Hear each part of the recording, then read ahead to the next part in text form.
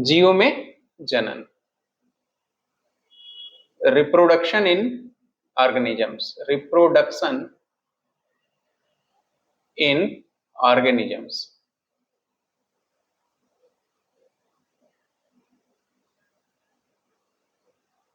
ठीक है, यही हेडिंग है आज अपनी। बच्चों, रिप्रोडक्शन से क्या समझते हैं?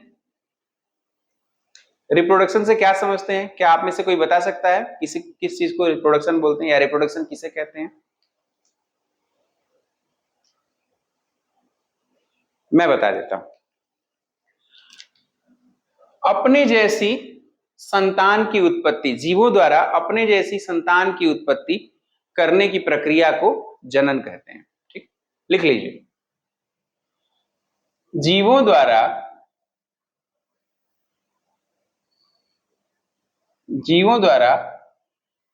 अपने जैसी संतान को उत्पन्न करने की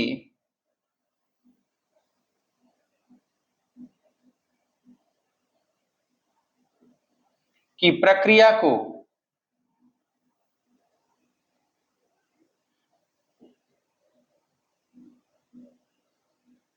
जनन कहते हैं।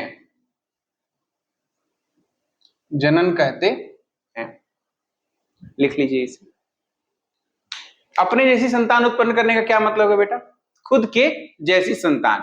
इसका मतलब अगर इंसान है तो उससे इंसान पैदा हो, गाय है तो गाय पैदा हो, बकरी है तो बकरी पैदा हो। ऐसा हो रहा है तो उस प्रक्रिया को हम लोग कहेंगे कि प्रजनन हो रहा है। ठीक है, यहां तक समझ में आया? बात करेंगे कि भाई जनन, फिर कहेंगे जनन तो कह दिया, ये पता चल गया। अब आप लोग पूछेंगे सर कितने प्रकार के जनन होते हैं? आइए देखते हैं। बेसिकली 3 प्रकार के जनन होते हैं। 12th लेवल तक 3 प्रकार के जनन को माना जाता है। थोड़ा सा और ऊपर उठेंगे तो 2 प्रकार के जनन मर्ज हो जाते हैं आपस में। और अगर बहुत गहराई से बताया जाए बच्चों, तो जनन सिर्फ 2 ही प्रकार के होते हैं। तो हमें बहुत कंफ्यूज नहीं होना है कि 3 प्रकार के होते हैं कि 2 प्रकार के होते हैं। आप लोग यह मान के चलिए कि जनन सिर्फ 3 प्रकार के होते हैं, यानी कि रिप्रोडक्शन। एक बार जनन की अंग्रेजी क्या है? रिप्रोडक्शन। रिप्रोडक्शन। जनन बच्चों 3 प्रकार से हो सकता है। जनन 3 प्रकार से हो सकता है। पहला है लैंगिक मत करिए। पहला है वर्धी जनन। वर्धी जनन, अंग्रेजी में कहेंगे वेजिटेटिव रिप्रोडक्शन।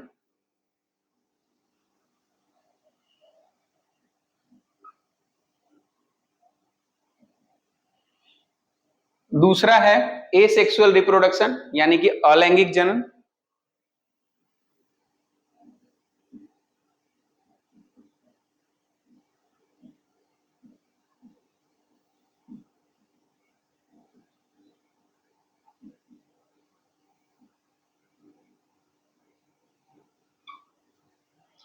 और तीसरा है बच्चों लैंगिक जनन, यानी कि सेक्सुअल रिप्रोडक्शन।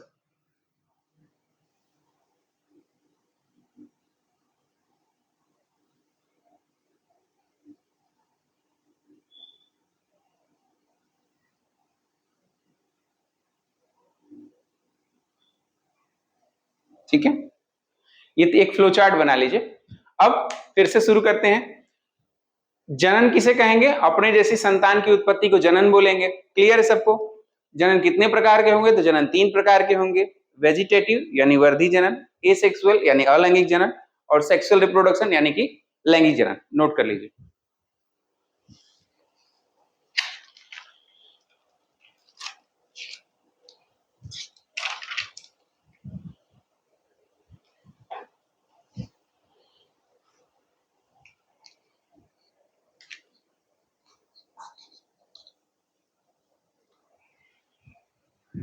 लिख लिया आप लोगों ने?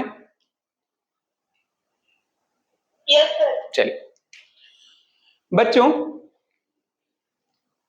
कोई पूछे कि भाई जनन से लाभ क्या है? जनन से क्या लाभ है? क्योंकि आप लोग बायोलॉजी के स्टूडेंट हो, अक्सर लोग आपसे पूछेंगे कि जनन से क्या लाभ है। ठीक, हेडिंग लिखिए बेनिफिट्स बेनिफिट्स ऑफ रिप्रोडक्शन या जनन से होने वाले लाभ। अगला हेडिंग है जनन से होने वाले लाभ। प्रजनन, प्रजनन बोल दीजिएगा यहाँ पे, जनन में ही आगे प्र लगा देने पे थोड़ा उसका वजन बढ़ जाता है। प्रजनन,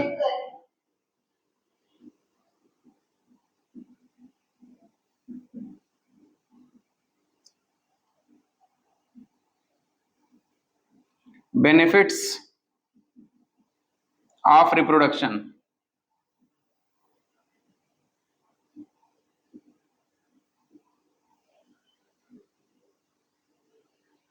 बेनिफिट्स ऑफ रिप्रोडक्शन क्या लाभ है भाई? सबसे, अगर इस धरती का सबसे कोई महत्वपूर्ण कार्य है वह है प्रजनन। ठीक है, धरती का सबसे महत्वपूर्ण कोई कार्य है तो वह है प्रजनन।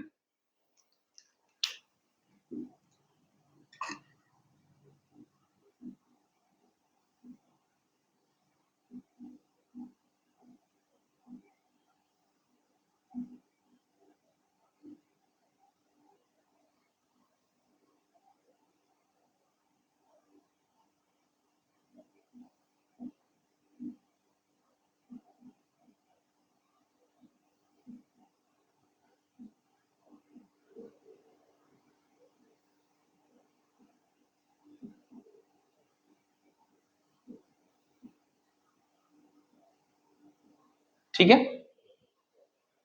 प्रजनन जीवों के जीवन का सबसे महत्वपूर्ण कार्य है। क्यों? फायदा इसका यह है बेटा, महत्वपूर्ण कार्य यह है, अगर हम अपनी जैसी संतान उत्पत्ति करते रहेंगे, अगर हम अपनी जैसी संतान उत्पत्ति करते रहेंगे तो हमारी जो जाति है वह बनी रहेगी, जाति की निरंतरता बनी रहेगी। अदरवाइज जाति एक्सटिंक्ट हो जाएगी, खत्म हो जाएगी इस धरती से। सोचो बच्चों जरा कि अगर हम लोग शादी ब्याह ना करें तो नए बच्चे उत्पन्न नहीं होंगे, नई जनसंख्या बनेगी नहीं, और पुराने हम लोग भी धीरे धीरे मर जाएंगे। तो मर जाएंगे तो मानव जाति तो समाप्त हो जाएगी ना, मानव जाति समाप्त हो जाएगी, हमारे फॉसिल मिलेंगे, जीवाश्म मिलेंगे। तो आप लोग ऐसा तो चाहते नहीं हो, या कोई भी ऐसा नहीं चाहता। तो रिप्रोडक्शन यानी प्रजनन के द्वारा किसी भी जाति की निरंतरता बनी रहती है। ठीक, लिख लीजिए,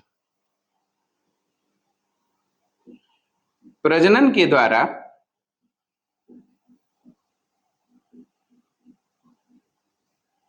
जातियों की निरंतरता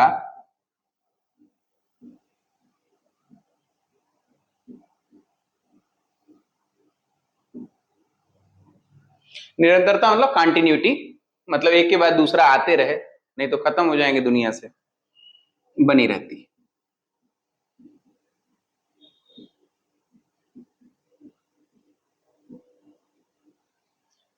नोट कर लीजिए।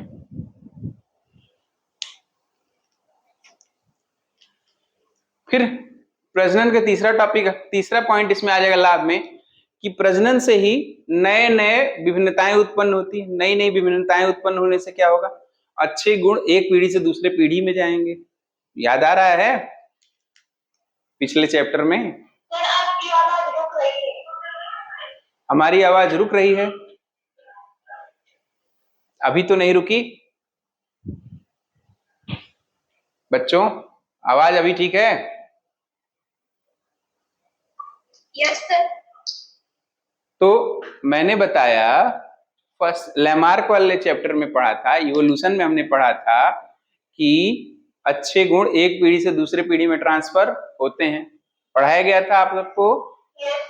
तो अच्छे गुण तभी ट्रांसफर होंगे ना जब प्रजनन होगा, जब प्रजनन होगा तभी तो ट्रांसफर होंगे। तो इसका एक बेनिफिट यह है प्रजनन का कि हमारे एक पीढ़ी से दूसरे पीढ़ी में अच्छे गुण ट्रांसफर होते हैं, अच्छे गुण ट्रांसफर होते हैं। लिख लीजिए तीसरा, लाभदायक गुण एक पीढ़ी से दूसरी पीढ़ी में प्रजनन के द्वारा ही पहुंचते हैं। लाभदायक गुण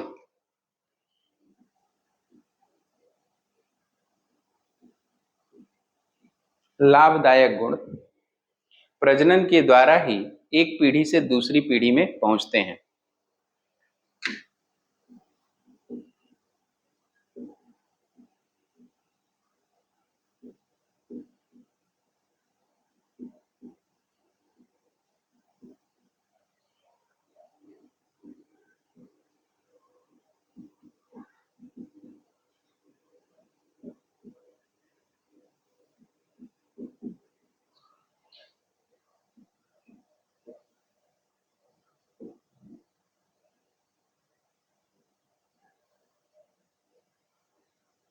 लिख लिया बेटा?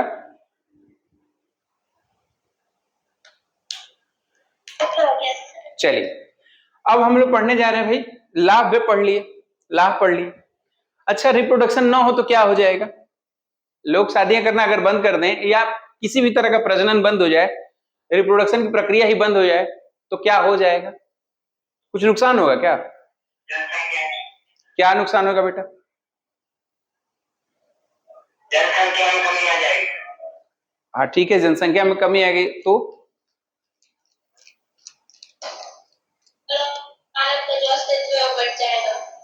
अस्तित्व मिट जाएगा। वेरी गुड, अस्तित्व मिट जाएगा बेटा। जनसंख्या में कमी नो डाउट आ जाएगी, मरने लगेंगे, नए लोग पैदा नहीं होंगे तो जरूर से जनसंख्या में तो कमी बिल्कुल आ जाएगी। लेकिन उसका प्रभाव क्या होगा? उसका प्रभाव यह होगा कि धीरे धीरे मानव का अस्तित्व ही मिट जाएगा, मानव का अस्तित्व ही मिट जाएगा।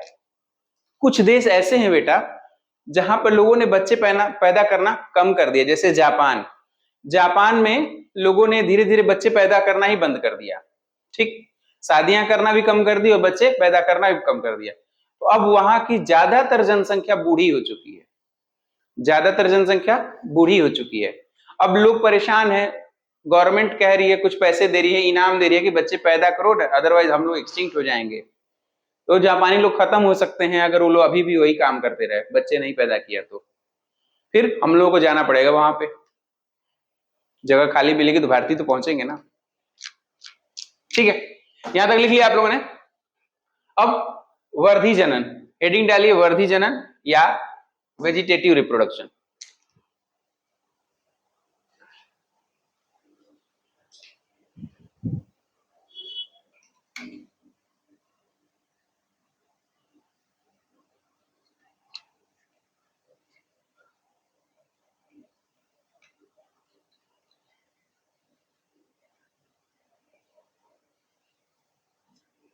आप लोग टेस्ट की तैयारी करते रहिएगा, टेस्ट किसी भी दिन लूंगा, ठीक है, किसी भी दिन। और ऐसा नहीं होगा कि 2-5 मिनट का होगा, पूरे 2 घंटे या 3 घंटे का लेंगे। उसमें करीब 500 से 600 क्वेश्चंस, ऑब्जेक्टिव क्वेश्चन लगभग 600 पूरे सॉल्व करा दिए जाएंगे। ठीक, इससे क्या होगा कि आप सबको इस जो कंपटीशन में आएंगे, वो जो आपके एग्जाम में 2 नंबर में 1 नंबर में आते हैं, वो जब आप ऑब्जेक्टिव की तैयारी अच्छी से रखेंगे तो आप बाकी चीजें भी ठीक से कर पाएंगे। ठीक, ये डिसाइड कर लेंगे, पहले क्वेश्चंस तैयार कर रहा हूं, जब तैयार हो जाते हैं तो आपका किसी भी दिन टेस्ट ले सकता हूं, इसी हफ्ते में होना है। आज कौन सा दिन है? क्या बेटा? एक साथ बोलोगे तो कैसे सुनाई देगा, एक एक करके बोलो। अच्छा ठीक है, और कोई कुछ बोल रहा था? ठीक है, कोशिश करेंगे कि ऑफलाइन रख लें, लेकिन ऑनलाइन में हम ज्यादा नंबर ऑफ क्वेश्चंस को टैकल कर पाएंगे। ठीक है, देखते हैं कौन सा बेस्ट बनता है, जो आप लोगों के लिए ज्यादा बेनिफिशियल रहेगा उसे करेंगे। हाँ, इस बीच में आप लोगों से एक ऑफलाइन मीटिंग होनी है हमारी, मैं आकर के कहीं मिलूंगा जहां पे अरविंद सर डिसाइड करें, तो डिसाइड करेंगे तो हम लोग आपस में मिलेंगे। ठीक है, ताकि आप लोग उससे रूबरू हो सके, आप लोगों की कापियां चेक कर सकें। ठीक है, कापियां आप लोगों के, हाँ आप लोगों ने कुछ कापियां भेजा था आप लोगों ने, उसमें थोड़ी थोड़ी मिस्टेक्स हैं, उसको ठीक कर लिया जाएगा, जब साथ बैठा जाएगा तो उसको ठीक कर लिया जाएगा। ठीक है, आइए हेडिंग डालिए वेजिटेटिव रिप्रोडक्शन।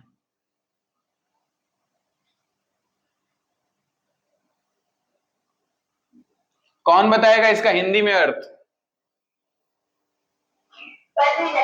हाँ वेरी गुड, वर्धी जनन।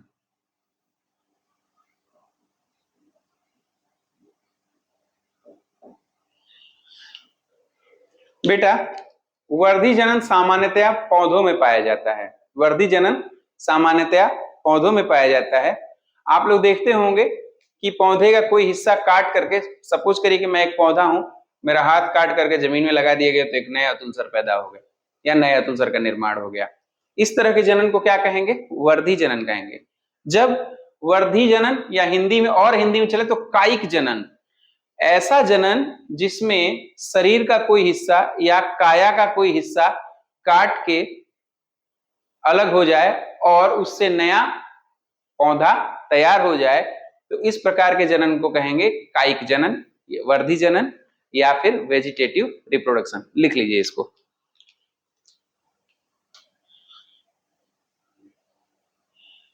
इस जनन प्रक्रिया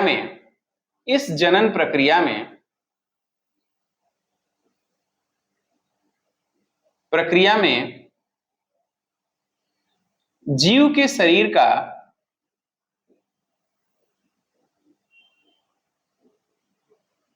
का कोई अंग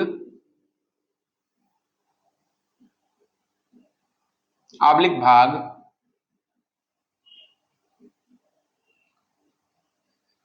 उसके शरीर से अलग हो जाता है,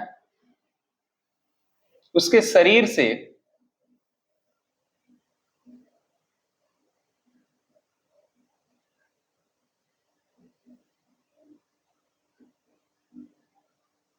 अलग हो जाता है तथा अलग होकर एक नया जीव बना देता है।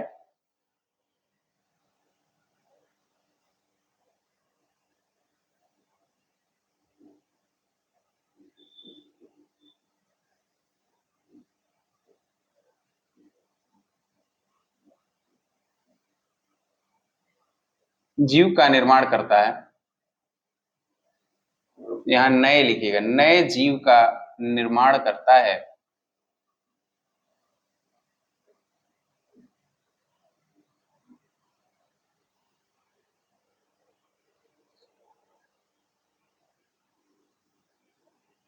तो इस जनन प्रक्रिया को वर्धी जनन कहते हैं।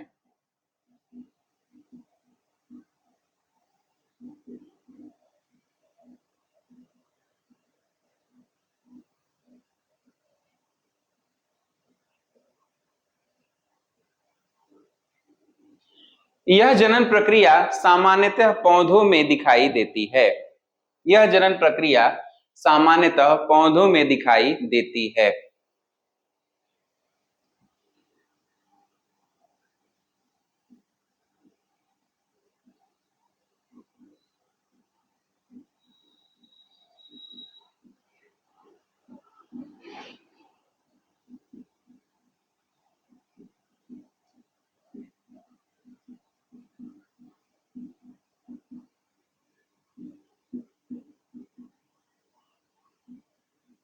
क्यों बच्चों? पौधों में कभी टहनी काट के जमीन में लगाया है, उससे नया पौधा बनाया है? Yes sir. पक्का? Yes sir. अच्छा, कभी किसी आदमी को काट के हाथ अलग करके मिट्टी में लगा करके नया आदमी बनाया है? No sir. ऐसा नहीं ना। सामान्यतया, मैं कभी भी ऑलवेज शब्द का इस्तेमाल नहीं कर सकता हूं क्योंकि एक्सेप्शन जीव जगत में हो सकते हैं, लेकिन हमारी जानकारी में सिर्फ और सिर्फ पौधों में ही कायिक जनन शब्द का इस्तेमाल किया जा सकता है। ठीक है, पौधों को ही काटा जा सकता है, उसको कहीं और जमीन में गाड़ दें, उससे नया पौधा बना सकते हैं। बाकी जीवों में, जंतुओं में भी ये संभव नहीं है। ठीक है, तो यह प्रक्रिया सामान्यतः पौधों में दिखाई देती है। ठीक, अब सुनिए, फिर कैसे होता है जनन, वेजिटेटिव रिप्रोडक्शन कैसे किया जा सकता है? तो यह बेसिकली दो प्रकार से किया जा सकता है। या तो यह प्राकृतिक रूप से हो जाए और या फिर यह किसी प्रक्रिया के द्वारा हो, आर्टिफिशियल तरीके से। एक नेचुरल तरीका होगा, एक आर्टिफिशियल कृत्रिम तरीका होगा। तो वेजिटेटिव रिप्रोडक्शन, अब मैं वेजिटेटिव लिख रहा हूं ताकि आप सबको बार बार इंग्लिश शब्दों की जानकारी भी हो जाए, अदरवाइज भूल जाओगे बच्चों। वेजिटेटिव रिप्रोडक्शन मतलब कायिक जनन, मतलब वर्धी जनन, भूलना नहीं है, सबको जानना है हम सबको। ठीक है, हमारे बोर्ड परीक्षा में दोनों शब्द आते हैं, वेजिटेटिव भी लिखेगा और वर्धी जनन या कायिक जनन भी लिख के देगा। ठीक, हाँ, हाफ ईयरली वगैरह तक या जो केवल हिंदी देते हैं, तो हम लोग हिंदी और इंग्लिश दोनों में पढ़ ले रहे हैं ताकि हमें प्रैक्टिस बनी रहे। आगे भी तो पढ़ाई करना है, ऐसा तो नहीं कि खत्म करनी है पढ़ाई 12th पास करके। Yes sir. तो vegetative reproduction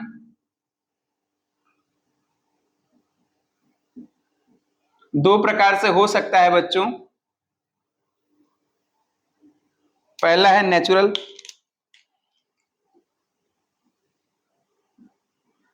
natural vegetative reproduction.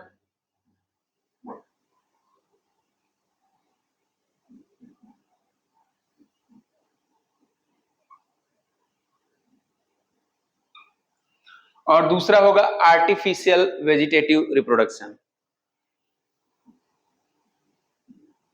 Artificial का मतलब कृत्रिम, मानव के द्वारा बनाया गया, जो प्रकृति के द्वारा नहीं बनाया गया है, आर्टिफिशियल।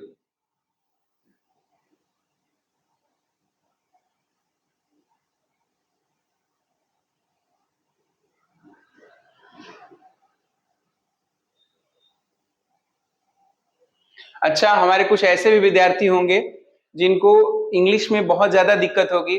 बच्चों बिल्कुल शर्माना नहीं है, अगर शर्मा गए तो फिर जिंदगी जिसने किया शर्म उसके फूटे करम। बिल्कुल शर्माना नहीं है, नहीं आ रहा है आप बिल्कुल पोलाइट वे में पूछ सकते हैं कि सर इसका क्या मतलब है, इसकी स्पेलिंग बता दीजिए, ठीक है? क्योंकि हम लोग भी सीखे ही हैं, भारतवासी हैं, इंग्लिश अपनी भाषा तो है नहीं, कहीं ना कहीं से हम लोगों ने बोरो किया है, सीखा है। तो आप लोग भी इसे सीखिए, अभी आप लोगों को सीखना है, हमें भी बहुत कुछ सीखना है, आप लोगों को भी सीखना है। तो नहीं समझ में आएगा तत्काल पूछ लीजिएगा, ठीक? इसमें शर्माना नहीं है कि अरे बाकी स्टूडेंट्स क्या सोचेंगे, कोई ज्ञानी नहीं है बेटा, सब सीख रहे हैं, मैं भी सीख रहा हूँ, ठीक है? नेचुरल वेजिटेटिव रिप्रोडक्शन और आर्टिफिशियल, इसको कहेंगे प्राकृतिक। बस केवल प्राकृतिक लिख देना, बाकी का मतलब समझ रहे हैं ना आप लोग, वर्धी जनन।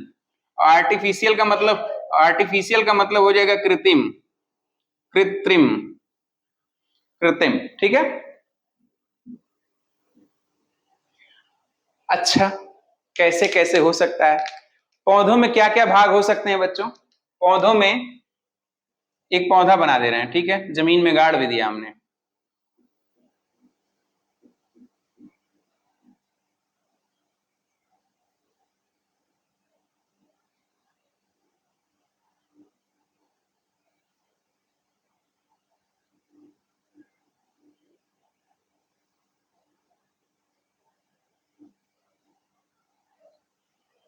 ठीक है, एक पौधा मैंने बना भी दिया। अब कौन कौन से भाग आपको नजर आ रहे हैं?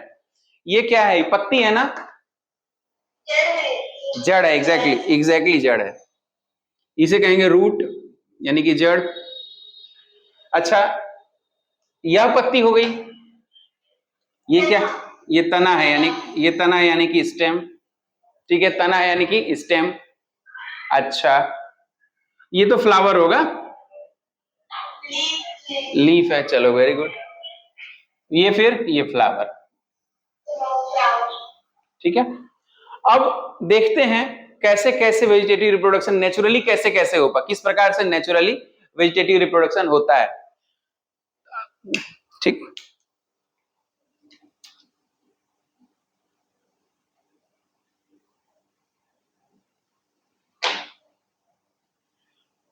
जड़ों के द्वारा,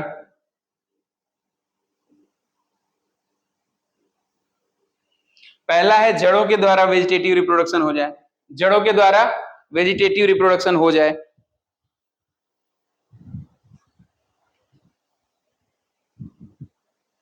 स्वीट पोटैटो देखा है, शकरकंद देखा है आप लोगों ने? Yes, sir. जो हमारे बुंदेलखंड से बच्चे हैं, सकला देखा है? Yes, sir. तो देखो तीनों एक बोली दो भाषाओं में मैंने बता दिया, स्वीट पोटैटो, शकरकंद और सकला।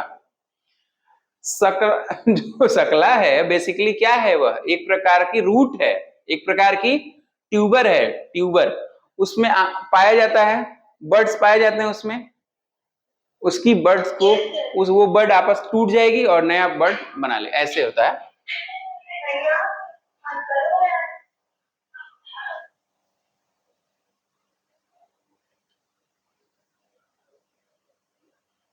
ऐसा देखा है शकरकंद?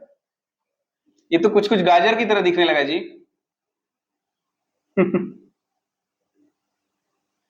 कुछ इसी तरह का दिखता है ना शकरकंद?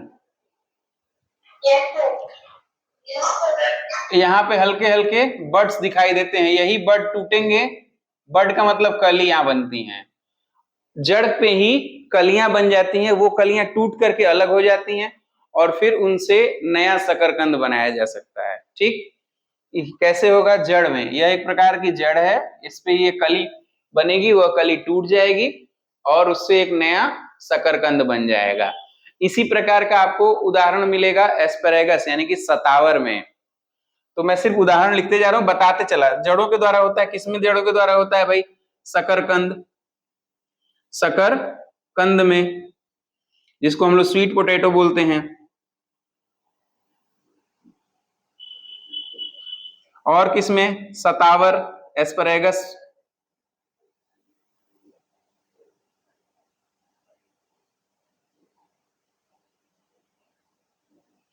स्वीट पोटैटो, सतावर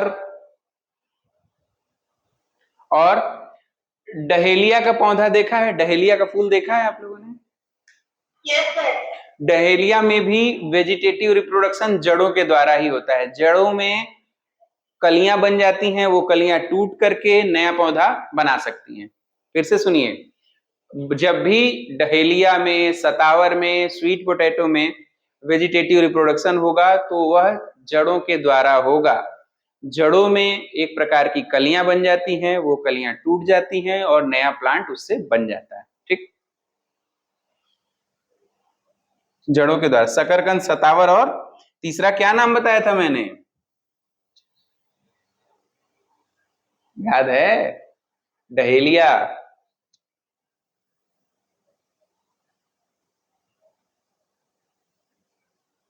ठीक, उदाहरण नोट करते जाइएगा।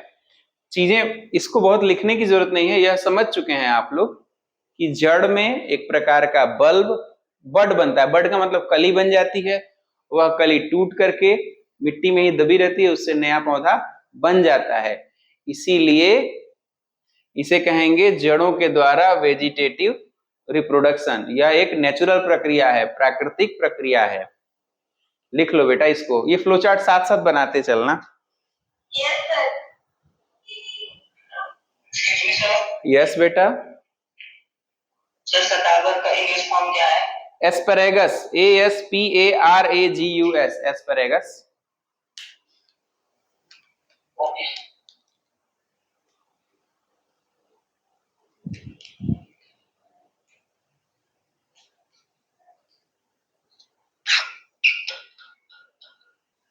ठीक है, वेजिटेटिव रिप्रोडक्शन कैसे, कितने प्रकार के हो सकते हैं? तो जड़ों के द्वारा होते हैं। जड़ों में बर्ड्स बन जाते हैं और वो बर्ड जो है टूट के अलग होते हैं नेचुरली, उससे जो डेवलपमेंट होता है उसे कहेंगे जड़ों के द्वारा होने वाला वेजिटेटिव रिप्रोडक्शन। किसमें किसमें होता है? शकरकंद में, सतावर में और डहेलिया में। फिर तने के द्वारा, तने भी कितने प्रकार के हो सकते हैं? तने या तो वायवीय तना होगा जमीन के ऊपर, या जमीन में आधा दबा होगा, आधा जमीन हवा से संपर्क में होगा, उसे कहेंगे अर्धवायवीय। और तीसरा होगा वायवीय तना। अभी हमने बात की है भूमिगत तने के बारे में। भूमिगत तने में कौन कौन से होंगे? आलू, अदरक, लहसुन और प्याज। इनमें क्या होगा? इनके तने में हल्का सा एक बड बन जाता है जो जमीन के अंदर दबा जाता है, वही बड आलू की आंखें काट के लगा दिया जाता है ना, तो उसी को कहते हैं तने के द्वारा।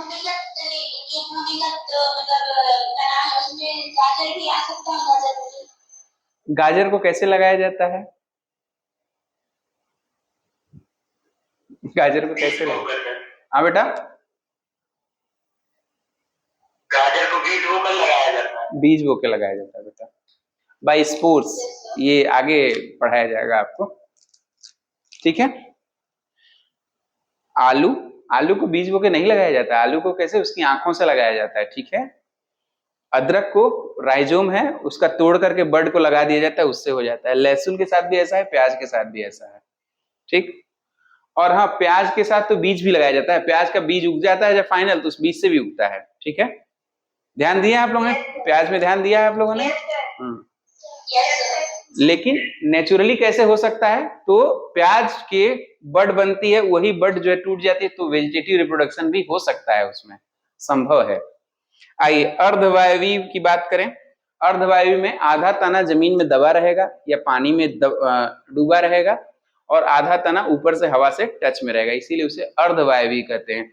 ऐसा आपने घास में देखा होगा ना बेटा, जब एक घास निकालते हैं तो थोड़ा सा डंडी सी निकलती है, फिर वो दूसरा निकल जाता है घास। ठीक है, ऐसा दूब घास में देगा। जलकुंभी यहाँ बनी हुई है, जलकुंभी जो है आपस में स्टोलन से जुड़ी रहती है, तो यहाँ पे दिखाई गया जलकुंभी, इसके उदाहरण है। अब हम बात करेंगे तीसरा, वायवीय तना। वायवीय तना में आपने कभी देखा है बेटा हाँ, गन्ने की खेती देखा है? यस कर देना। गन्ने को पीस पीस करते हैं। Yes sir.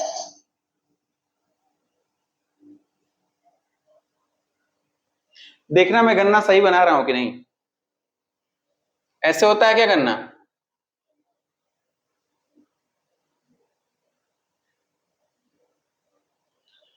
क्यों सही बना रहा हूं मैं गन्ना?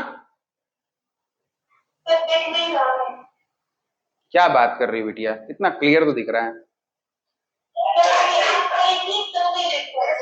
अच्छा अच्छा अब आप 4K में देख रहे हैं इसको, आप चेक करें, अपना रेजोल्यूशन बढ़ाएं, कैमरा 4K हो चुका है। क्वालिटी आपकी, आज की क्वालिटी आपको अलग से नजर आ रही है कुछ? तब फिर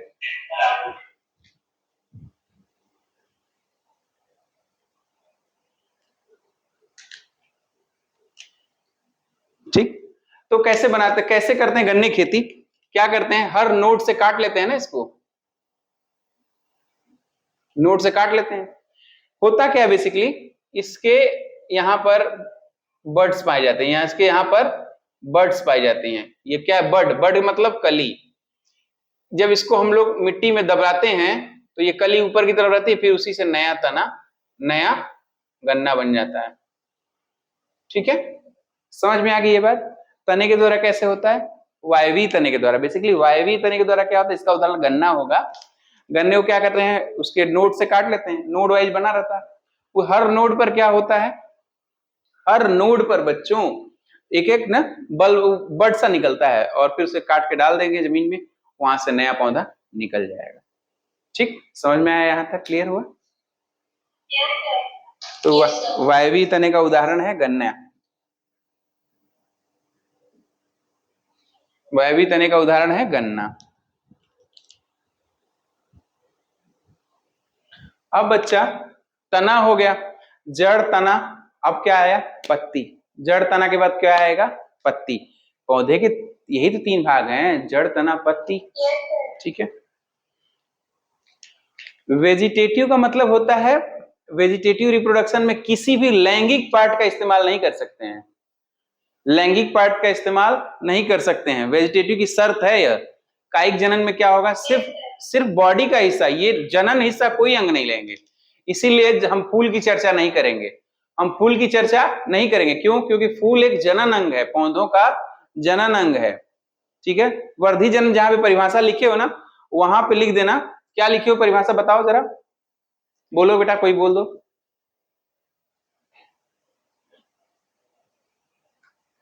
बोलो, वर्धी जनन की परिभाषा बताओ, मधुर बताओ, मधुर फटाफट बोलो। Okay sir.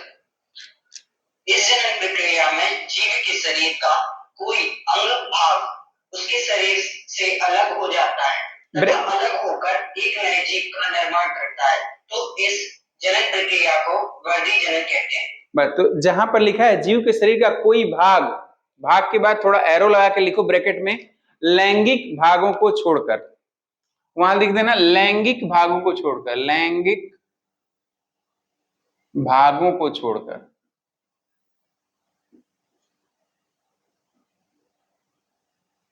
लैंगिक भागों को छोड़कर, ठीक है, लैंगिक भागों को छोड़ करके अगर लिंग के अंग का या कोई सेक्सुअल पार्ट का इस्तेमाल हो गया तो वर्धी जनन हो ही नहीं सकता।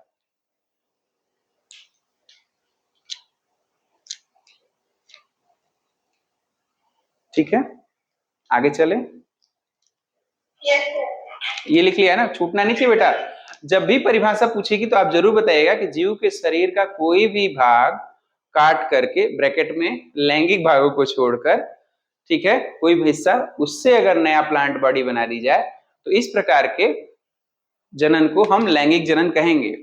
क्योंकि जैसे ही मैं आपको एसेक्सुअल रिप्रोडक्शन पढ़ाऊंगा बच्चों, जब भी आप इंटरव्यू देने जाएंगे, इंटरव्यूअर पुराने लोग रहते हैं, ये बात मैं बार बार कहता हूं, इंटरव्यूअर पुराने लोग रहेंगे, वह आपको फंसाने की कोशिश करेंगे। वह कहेंगे कि बेटा वर्धी जनन और एसेक्सुअल रिप्रोडक्शन में क्या फर्क है। तो जब मैं एसेक्सुअल रिप्रोडक्शन पढ़ाऊंगा तब आपको इसका फर्क भी बताऊंगा। ठीक है, फिलहाल आप जान लो कि वर्धी जनन सिर्फ पौधों में होता है और उसमें कोई भी लैंगिक भाग इस्तेमाल में नहीं लिया जाता है। अर्धवायु तने का गणना हो गया, यहां तक हो गया बेटा। अब पत्ती के द्वारा, अब तीसरा पॉइंट यहां पे लिखना है पत्ती के द्वारा।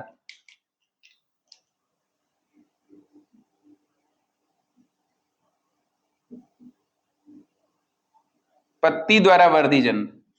बच्चों पत्थर चटा देखा है आप लोगों ने? ब्रायोफिल्म बोलते हैं उसे। पत्थर चटा का क्या यूज होता है?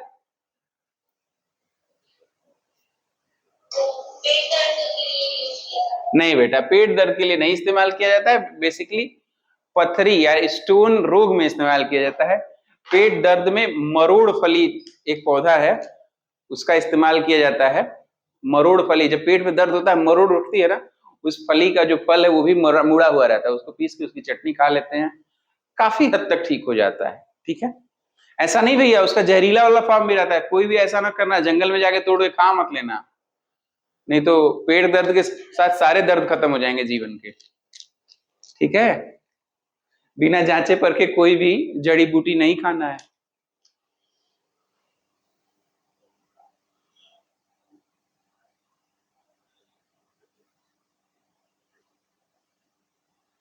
कुछ ऐसे दिखता है, क्या है ये?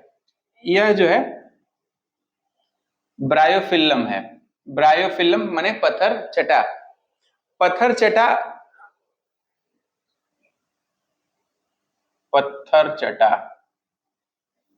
बेटा मत हिंदी लिखो, बेकार है हिंदी इसकी। हम लोग इसका इस्तेमाल ब्रायोफिल्म लिख लेते हैं। ठीक है, ब्रायोफिल्म,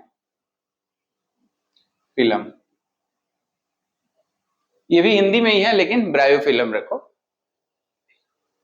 हुआ क्या, जब भी आप लोग देखोगे ब्रायोफिल्म प्लांट को, तो बरसात के दिनों में, जैसे अब बरसात आने वाली है ना, तो इसके बीच से, इसके किनारे से, जैसे यहाँ ये किनारा है ना, यहां से एक नया प्लांट निकल जाएगा छोटा सा, और इसकी जो जड़ें हैं वो हवा में तैरती नजर आएंगी, बस वो चिपका रहता है उससे, इससे चिपका रहेगा लेकिन जड़ें निकल जाएंगी, फिर यहां भी ऐसे दिखाई देगा।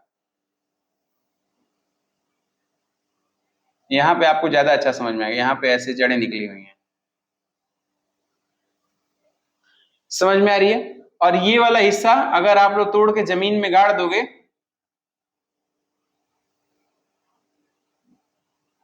तो नया पत्थरचटा प्लांट बन जाएगा, नया पत्थरचटा प्लांट बन जाएगा।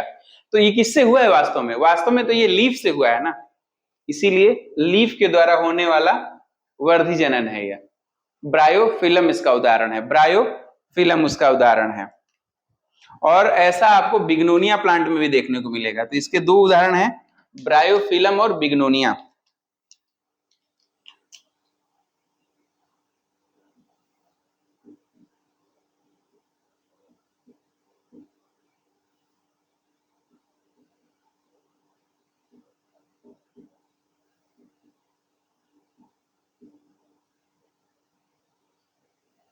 ब्रायोफिल्म और बिग्नोनिया प्लांट। ठीक,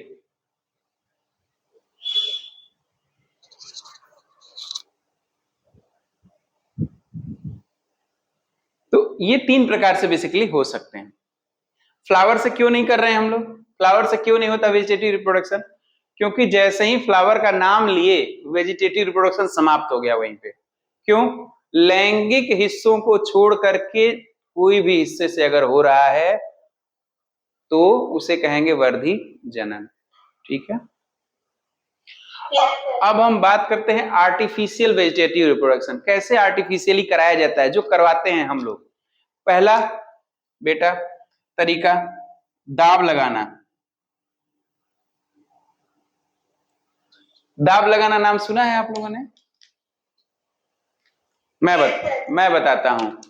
गुलाब ले लिया, गुलाब की जो लचीलीदार होती है, सपोज करो ये गुलाब का पौधा है, इसकी बहुत सारे ब्रांचेस निकले हुई हैं, इसकी एक ब्रांच को हम लोगों ने मिट्टी में दबा दिया, यहाँ मिट्टी में दबा दिया, इसके पत्तियां लगी हुई हैं यहाँ पे। कुछ दिनों के बाद से यहाँ से जड़ें निकल जाएंगी, यहाँ से जड़ें निकल जाएंगी, फिर हम यहाँ से इसको काट देंगे, तो ये नया पौधा अपना तैयार हो गया ना, ये न्यू प्लांट तैयार हो गया। ठीक है, इसको कहते हैं दाब लगाना। क्या बोलते हैं? दाब लगाना। सबको समझ में आ रहा है ये बात? उपस्थित जितने बच्चे हैं, जो लोग देख रहे हैं, समझ में आ रहा है दाब लगाना? ऐसा ऐसा आपको रोज यानी कि गुलाब में देखने को मिलता है।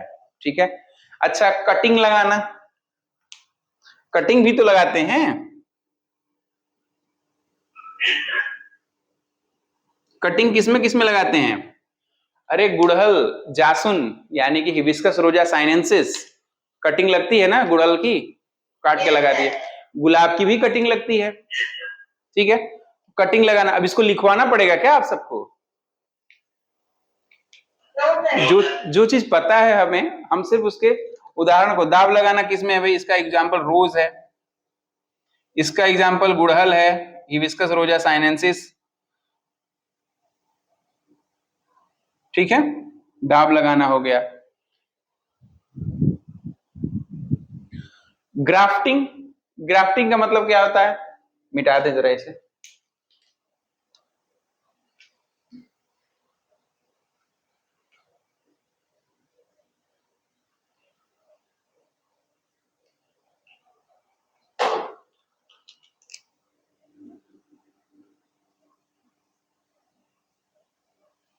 बच्चों या ऐसे मिटा देते हैं।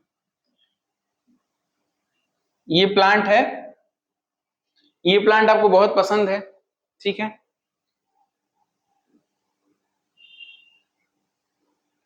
इसका ये हिस्सा काट करके आप चाहते हैं कि इसको एक जगह से दूसरे जगह लेके चले जाएं। आप कहीं और के रहने वाले हैं, सपोज करिए आप दमोह शहर के रहने वाले हैं, वहां से आप सागर में कोई प्लांट ले आना चाहते हैं, तो उसका कुछ हिस्सा काट ले आए।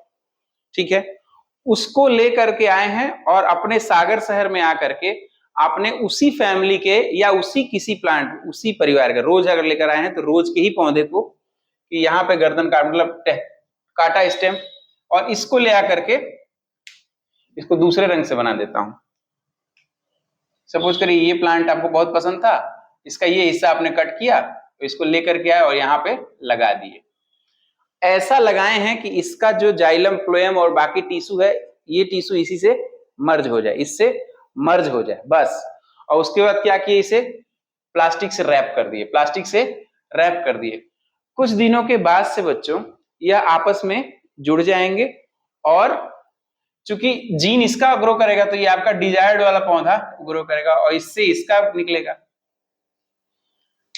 इससे इसका फूल निकलेगा, इससे इसका फूल निकलेगा। ठीक है, इसी को कहते हैं ग्राफ्टिंग, इसी को कहते हैं ग्राफ्टिंग। ठीक, आम के केस में अक्सर ऐसा किया जा रहा है बच्चों, अलग अलग वैरायटी के आम को एक ही पौधे पे लगाया जा सकता है, क्योंकि सब आम है। मान लीजिए कोई दशहरी लेकर आया, कोई लंगड़ा लेकर के आया टुकड़ा, तो दशहरी के पेड़ पर काट करके लंगड़े आम का लगा दिया। अब नीचे से दशहरी निकल रहा है, वहां से लंगड़ा आम निकलने लगा। एक ही प्लांट पे दो दो फायदा हो गया हम लोगों को। समझ में आई बात? इसी को कहते हैं ग्राफ्टिंग, इसको कहते हैं ग्राफ्टिंग।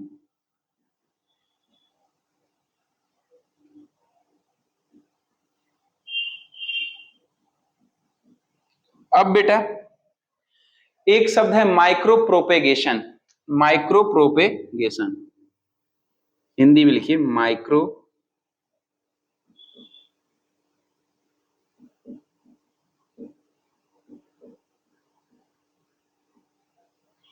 यह एक आधुनिक टेक्निक है, इसको लिख लीजिए, इसको मैं बोल रहा हूं लिखिए। यह एक आधुनिक तकनीकी है, माइक्रो प्रोपेगेशन, यह एक आधुनिक तकनीकी है। इसमें कम समय तथा कम स्थान में बहुत सारे पौधों को लगाया जा सकता है, या वृद्धि, कम समय तथा कम स्थान में बहुत सारे पौधों की वृद्धि की जा सकती है या उत्पत्ति की जा सकती है।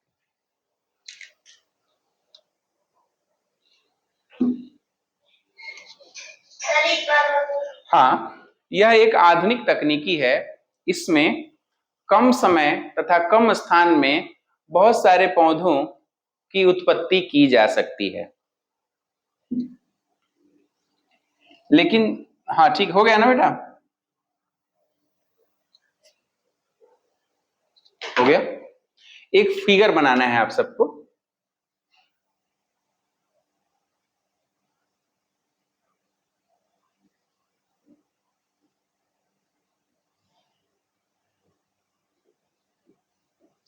सपोज करिए यह आपका फेवरेट पेड़ है, फेवरेट पौधा है या पेड़ है, ठीक है, दिखाई दे रहा है सबको? यह एक आपका फेवरेट पौधा है। उससे क्या किया जाएगा, उससे एक पत्ती को आपने अलग कर लिया, पत्ती या किसी भी हिस्से को, मैं पत्ती लेके चल रहा हूं,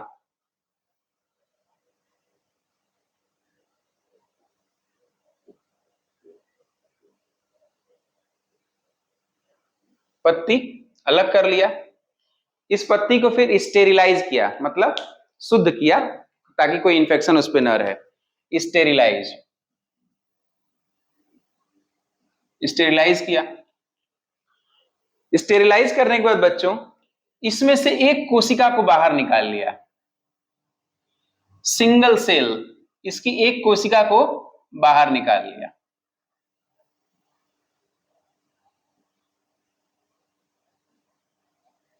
one cell remove from the leaf, ठीक है, एक कोशिका को, सिर्फ पूरी पत्ती को पहले साफ किया, ठीक से स्टेरिलाइज किया, उसके बाद एक कोशिका, वन सिंगल सेल, वन कोशिका को बाहर निकाले। 1 2 दिखने लगा क्या, ये बाहर निकाल लिया। यहां तक सबको क्लियर आ गया? अब इस कोशिका को एक न्यूट्रिशन मीडियम में पेट्री प्लेट पर, पेट्री प्लेट देखा है आप लोगों ने? पेट्री डिश या पेट्री प्लेट देखा है आप लोगों ने? चलिए, कैसा होता है? भगोने की तरह से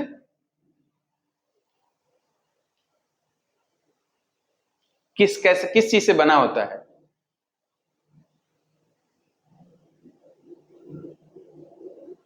क्या देखा फिर? नहीं देखा, इसका मतलब आप लोगों ने। चलिए ये मान के चलिए, ये पेट्री प्लेट है, पेट्री प्लेट है, इसके अंदर न्यूट्रिशन मीडियम भरा हुआ है। क्या भरा हुआ है? साथ साथ बोलिए, न्यूट्रिशन मीडियम। और इस पे क्या किया गया भाई? आपको इस कोशिका को ग्रो कराना है, ग्रोथ करानी है, तो इसको भोजन देंगे ना, तो ये भोजन कहां से मिलेगा? पेट्री प्लेट, इस प्लांट लिख दिया क्या? इस पेट्री प्लेट के अंदर न्यूट्रिशन भर दिया गया, खाना उसका भर दिया गया। उसके बाद क्या किया गया? इस कोशिका को इस पर रख दिया गया, इस पर रख दिया गया, ठीक है। आगे देखा गया जब कुछ दिनों तक रख देंगे तो फिर कुछ और इसको लैब में रखा गया एसेप्टिक कंडीशन में। एसेप्टिक मतलब जिसमें कोई संक्रमण ना आए, कोई कीड़ा मकोड़ा, धूल धक्कड़, माइक्रो प्रोपेग्यूल्स, ये सब ना आए। फिर देखा गया बच्चों कि ये न्यूट्रिशन मीडियम पर यह कोशिका विभाजित होकर के बहुत सारी कोशिकाएं बना दी, यह कोशिका विभाजित होकर के बहुत सारी कोशिकाएं बना दी है। इस बहुत सारी कोशिकाओं के गुच्छे को कैलस बोला गया। क्या बोला गया? कैलस। बहुत सारी कोशिकाओं के गुच्छे को बोला गया कैलस।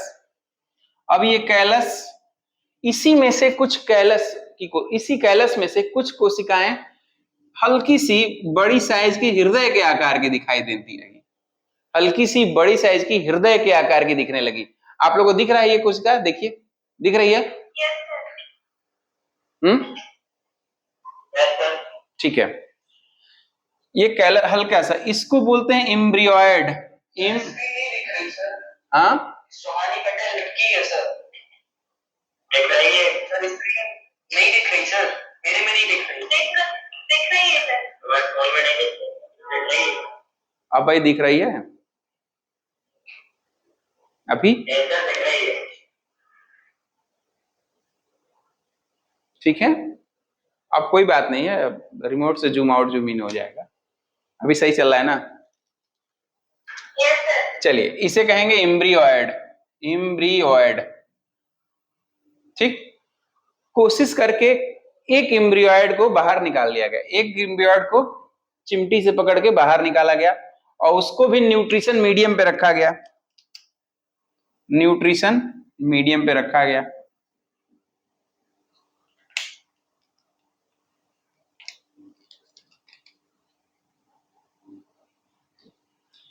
जब कुछ दिनों के बाद देखते हैं बच्चों, तो इस एम्ब्रियोइड के नीचे से जड़ें निकलने लगती हैं, एक छोटा प्लांटलेट बन जाता है।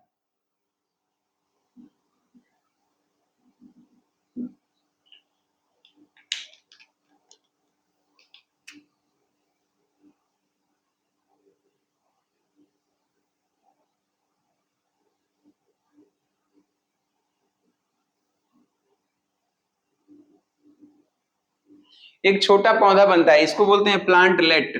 प्लांटलेट, प्लांटलेट का मतलब छोटा पौधा, प्लांटलेट का मतलब छोटा पौधा।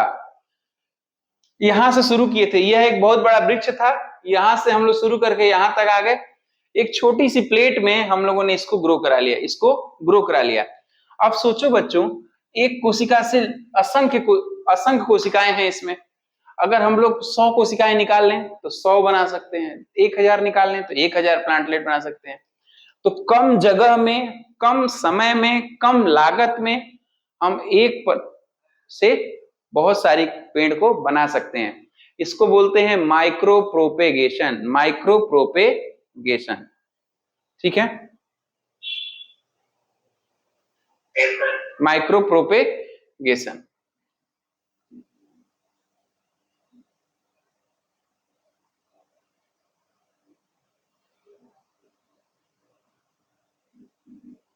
ठीक है, ये प्रक्रिया आपको समझ में आ गई? ये प्रक्रिया आपको समझ में आ गई है? ठीक है, अब आज के लिए बस इतना ही। कल हम लोग एसेक्सुअल रिप्रोडक्शन और सेक्सुअल रिप्रोडक्शन अगर समय बचा तो शुरू करेंगे। मुझे लगता है एक कल की क्लास या परसों की क्लास में यह चैप्टर ही समाप्त हो जाएगा। ठीक है, तो आप लोग वीडियो जो डाला जाएगा यूट्यूब पे, और जो इस पे रिकॉर्डिंग अगर हो रही होगी तो इस पे भी देख लीजिएगा, नोट्स बना लीजिएगा ठीक से। जहां दिक्कत होगी ग्रुप पे लिख करके पूछ लीजिएगा, या कल की क्लास में पूछ लीजिएगा। और इवोल्यूशन की तैयारी करते रहिए, किसी भी दिन टेस्ट हो सकता है। ठीक है, आज के लिए बस इतना ही। किसी को कुछ पूछना तो नहीं है?